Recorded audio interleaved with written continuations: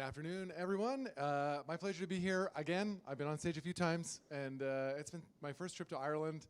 I love Bitcoin conferences. I want to congratulate everybody on still being here. As the first thing I say, I think with Bitcoin, in my mind, we're talking about an idea that is going to be exciting for 1,000 years, and for an individual person to experience persistent and sustained excitement over something that it will extend well beyond our natural human lifespan is a difficult thing to think about, and it's part of the reason why there may be less people here than there were last year when the price was twice as what it is right now. So the exercise of Bitcoin for me has a lot to do with time. I have been thinking about this for years, and my journey with this started with an article. I always like to credit a great Bitcoin thinker, Dedels, wrote an article, I think in 2020, called Bitcoin It's Time. I was new to studying Bitcoin then, and it was, for me, the first thing that really exposed me to conversations that were happening about Bitcoin that weren't related to Bitcoin being money. And it was just the fact that those conversations were happening that really got my head spinning and captured my imagination and made me realize that in addition to Bitcoin being this transformational innovation and incredibly durable technology, it's also a really big idea that we're only starting to scratch the surface in our understanding of. And so personally, I believe there is no one today who understands Bitcoin. I think what we think of as the idea of Bitcoin will be very different in 50 years and in 500 years when all of us are long gone. And we're even sort of seeing that early on now, because some of the conversations you would have seen different, what is the most interesting thing happening in Bitcoin right now? Well, it's very different than what the answer would have been 2 years ago. So Bitcoin is continually evolving. It's designed to change, and it's designed to be understood progressively. So I think that one of the frustrations that people have with the Bitcoin price, why isn't everyone orange pilled? Why aren't we hyper Bitcoinized already? Is because I believe that at a civilization level, the human collective consciousness is absorbing the notion of Bitcoin as quickly as is possible. It's a very big idea that we need to distribute across billions of people. And 15 years is not very much time to do that. So, I think that Bitcoin, 99% of the conversations that happen around Bitcoin revolve around its use as money. And I like to encourage Bitcoiners to continue the journey, because I feel that money is just the most obvious application for this incredible technology. And it's because, in part, the problem of money is easier to understand, it's more obvious, and it impacts us, all of us progressively as money gets worse and worse at fulfilling its intended purpose. So what is money for?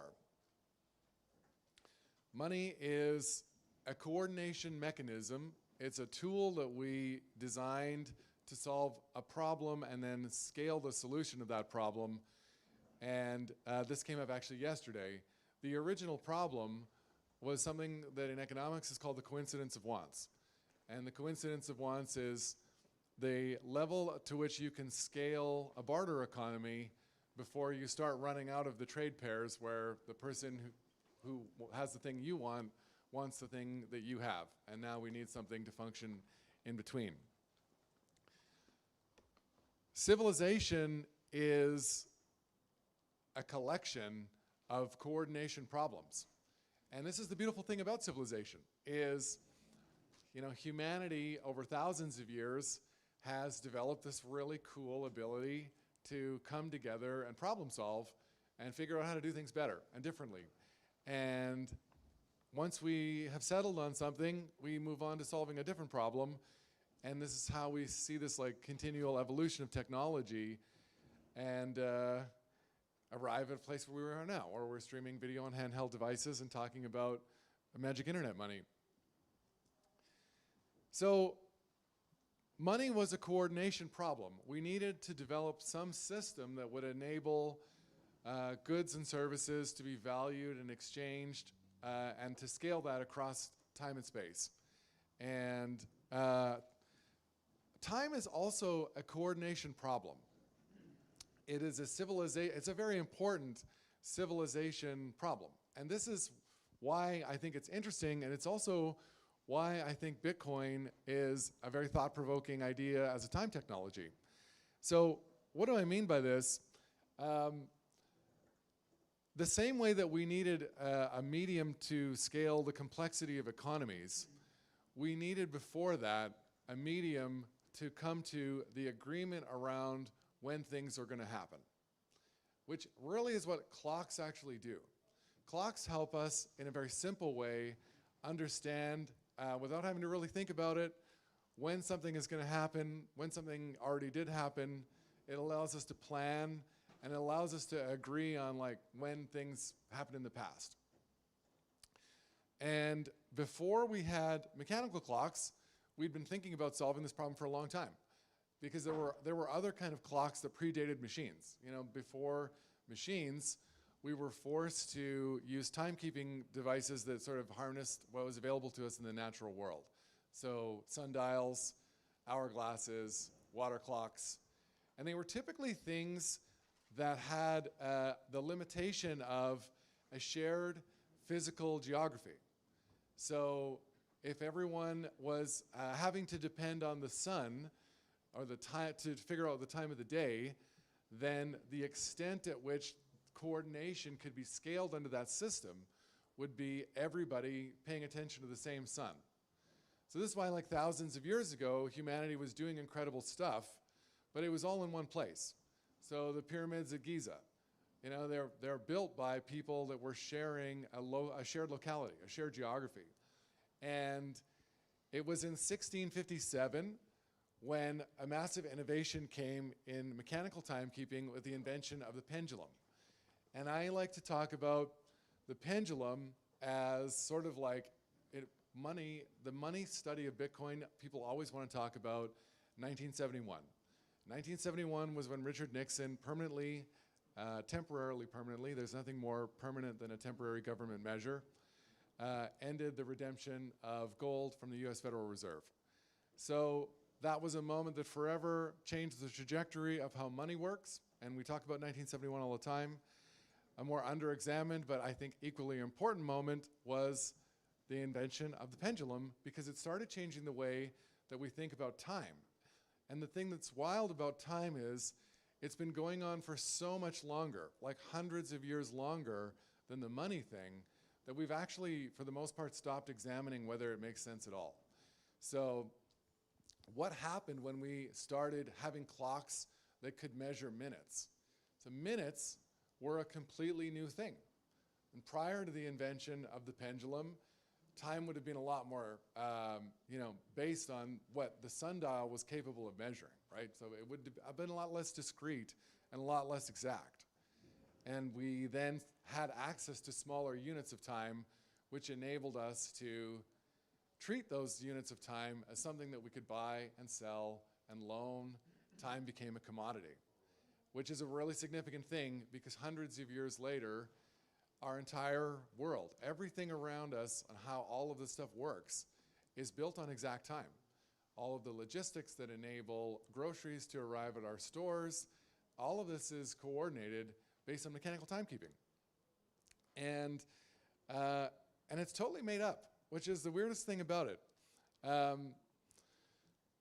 So before that would have happened, people would have just had a different way of thinking about time. And after it happened, we lost the ability to think in that way. And the evidence that we lost the ability to think in that way is actually all around us. And this is partly why I love traveling. It's also why I love Bitcoin. We stopped building things that take 300 years to build when we started measuring minutes, because something in our consciousness about how we coordinate changed. And that change then produced a transformation in how we think about building civilization. So if I started a company today and told everyone that I was going to start a building that I was going to hope to have done by 2400, everyone would think I was completely insane. Like, we've just lost the ability to think that way. And I'm not suggesting that we need to be building things that take hundreds of years to be great. But what I do think is fair to say is that the buildings are a bit of a smoking gun in a trend that started hundreds of years ago that is categorized by a diminishing ability for us to think in long duration, which is, to me, the problem that is bigger than the money problem, because this is something that affects our politics very deeply. When we start thinking in shorter and shorter time horizons, we start making shorter and shorter time horizon decisions.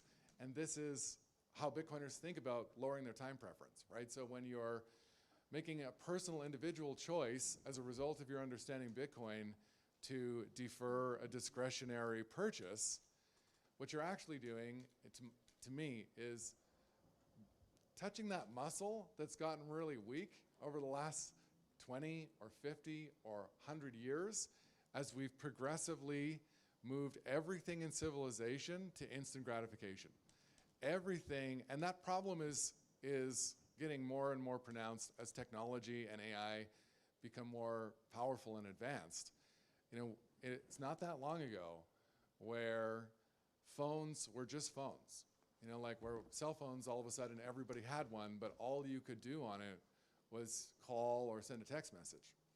And now, the purpose of a phone is to alert you to all of the things that you need to be paying attention to instead of the things that you're doing instead, right? That's a new thing. And in a very short amount of time, we've all sort of become slaves to notifications.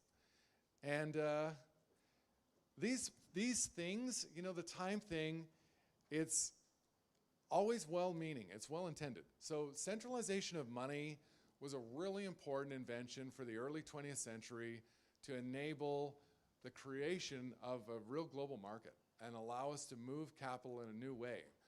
And the trade-off, you know, in systems design, there's always trade-offs. And the trade-off of that system is that we had to let somebody tell us what money is, and with that power came their ability to change the value of that money by endlessly creating more of it. It's a pretty big sacrifice to make. Hopefully we're moving through that to something else. We did the same thing with clocks, and we've taken it to a very far extent today because almost everybody in this room, raise your hand if you get your time now from either Apple or Samsung.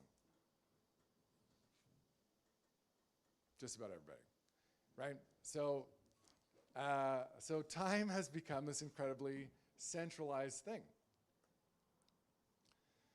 So the elegance of Bitcoin's architecture, in addition to being a monetary system, the first problem that Satoshi was addressing to solve was something called the double spend problem. If you read the white paper, that is actually a problem of time, because figuring out a way to prevent counterfeiting with Bitcoin is figuring out how to get everybody who's participating in the network to agree on the order that things happened.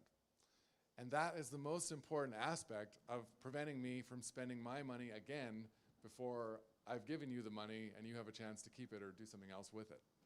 So Bitcoin's inherent nature as a technology is giving civilization a tool so that without any referee in the middle, we can agree when things happen.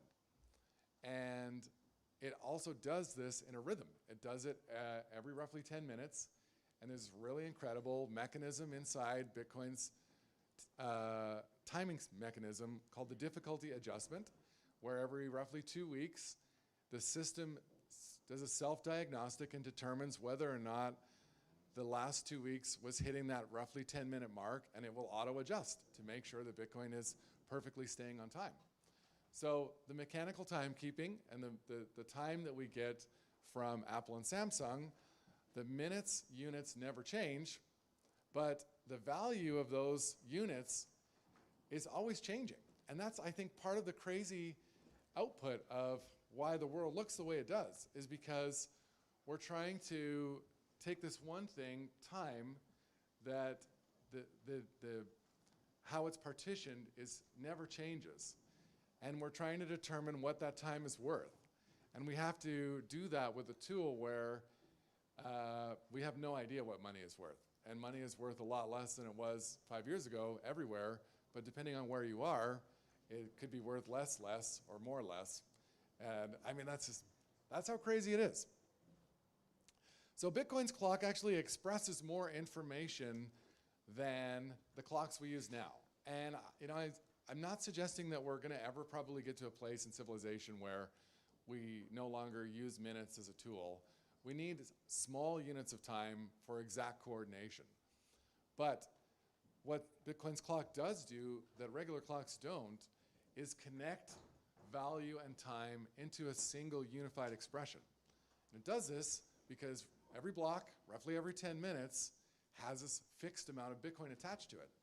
So I think we're actually moving to a place where we're going to be able to describe time differently because we can describe time and value in a single number.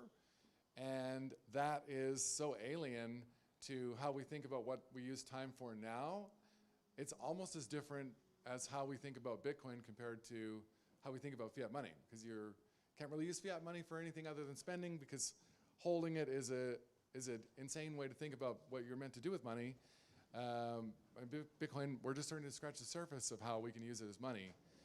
And ultimately, I think Bitcoin's adoption as money has the potential to force us to adopt it as other things. So what do I mean by it produces a different way of thinking? I think that it's very fair and true to say that when people start to really deeply understand Bitcoin, they change how they act. They change how they spend, they change how they plan for the future, they change how they think about financial, everything. You may change the vacations you take, the friends you keep, and that behavior tends to want those people to talk to other people who have the same ideas. And that as that number grows, you move from individual people making certain choices to all of a sudden, now you have a small city, you may have a country, you may have humanity. And why I think this is interesting is because the adoption of mechanical timekeeping 400 years ago tells us that it's already possible for humanity to adopt a different way of thinking about time. We've already done it once. And I said this earlier on the panel today, if you don't think that Bitcoin's gonna hit $1 million, ever, you should pack up and sell your Bitcoin and move on to something else. Because it's just part of how Bitcoin works, that this thing is, nothing is impossible, but it's incredibly high likelihood of happening. What is unknown is the time, is how long it's gonna take. But most people who believe in Bitcoin believe that a complete fundamental change in what we think of as money is possible. We believe one thing, and now in the future we'll do something else. And so I believe that this is what we will also end up doing with time. When enough people in the world really understand Bitcoin, we can start thinking about governing ourselves and organizing ourselves and coordinating in a much different way. And that's what the book is about. I think, yeah. So I'm gonna stop there. I think I'm out of time. If you're interested to learn a bit more, I've got a website out called attheageoftime.com, and I am selling books in the book at the book table. And like I said, ultimately, it's an exploration of what Bitcoin can be beyond money. If you're interested in that topic, I'd love to talk to you more about it. Thank you.